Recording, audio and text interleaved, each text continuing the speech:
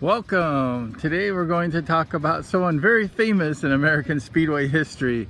Larry Huffman used to call him the Fox, or Juicy Brucey.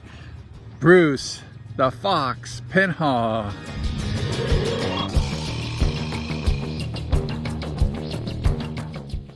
Bruce Penhall, considered the #1 or #2 best rider in United States history. Here he is sponsoring a young junior rider, Greg Hancock.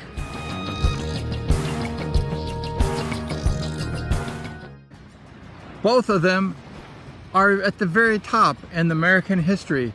#1 and #2 best rider.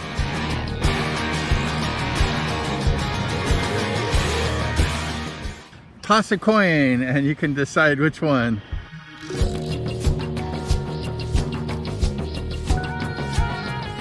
Bruce was born in 1957 in Balboa, California, right at Newport Beach.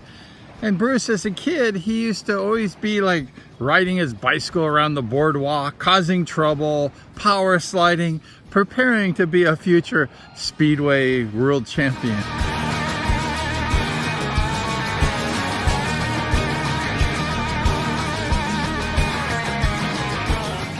He got a Speedway bike as an early teen and started practicing, and he had his first race at the age of 16 at Irwindale. Bruce was just a famous hit. I mean, he was beloved everywhere. He was considered the most handsome and one of the best riders in the United States.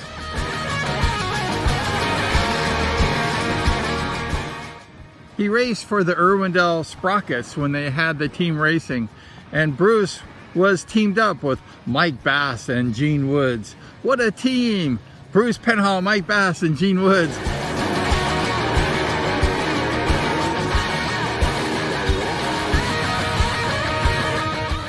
Tragedy hit young Bruce in 1975 as both parents had passed away in an airplane crash coming back from a ski trip. And it just left Bruce devastated. Who wouldn't be devastated? Both parents died in the plane crash. Bruce was very sad and depressed, and who wouldn't be? Even though Bruce's mom and dad never got to see the true champion he became, he dedicated the races to his parents. It drove him and motivated him to become the champion he became.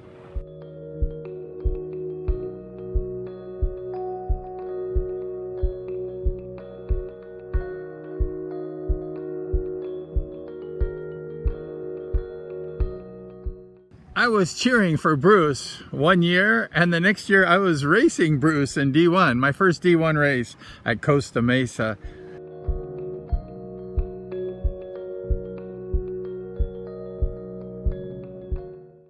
Bruce was just an amazing talent.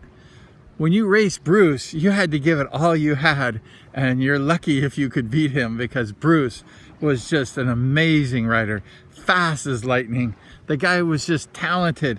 I spoke about riders who just were naturals, and Bruce Penhall is a natural Speedway rider.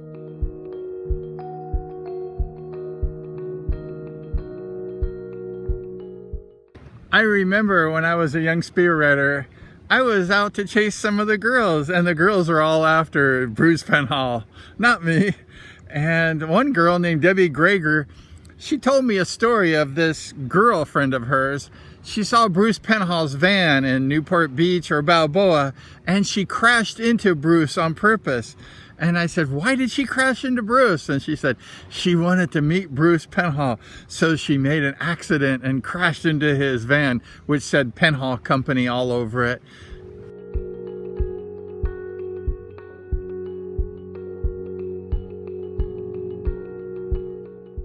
Bruce was a very famous rider and popular with the chicks.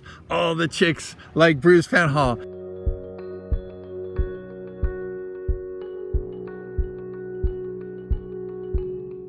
In 1978, a young Bruce Penhall was invited to go race in the British League.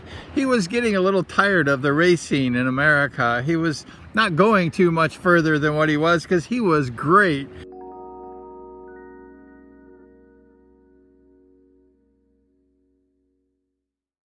So Bruce said, yeah, I'll go ahead and race.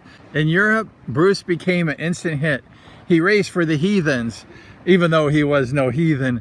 Bruce took this team who was just like not very popular and made it one of the most popular. I used to follow Bruce, and Bruce's average was astronomical. He was like #1 on the team. He averaged like 12 or 13 points a match out of 15. Bruce was just amazing.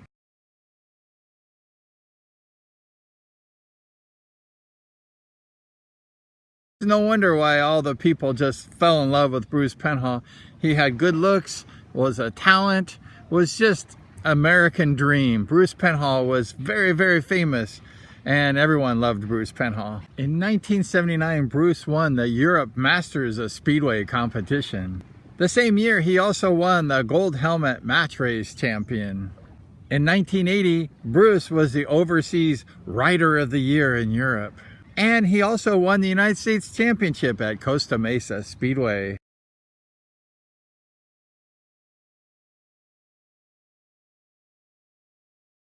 That was his first year of racing for the World Championship. I believe he got 5th place in his first attempt. It wasn't until 1981 that Bruce hit full stride.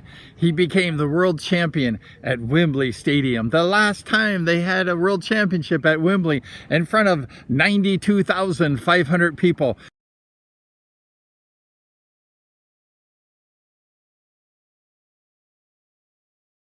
In 1981, Bruce Penhall won the Best Pairs Champion with his best friend, Bobby Boogaloo Schwartz.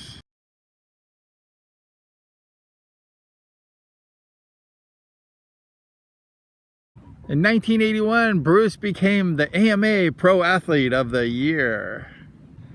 Also in 1981, Bruce Penhall received a special recognition award by then President Ronald Reagan. In 1981, Bruce Penhall became the British League Speedway Champion. In 1982, Bruce Penhall won the World Championship again, back-to-back, the first ever American Speedway rider to win a World Champion back-to-back at the Los Angeles Coliseum in Los Angeles, California.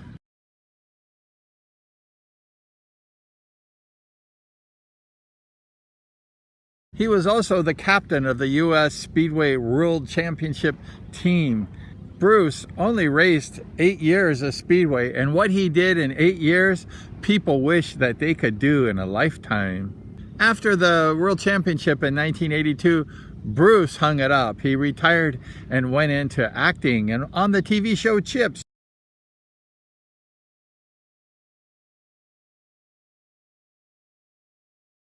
Bruce definitely had the Hollywood looks, and they actually planned the TV show and the Chips that he would win the World Championship. So he had this pressure on him to be #1 and to win that championship. And guess what? He won the World Championship. How many people could do that? How many people could plan on winning a World Championship on a TV show and then go ahead and go out and do it?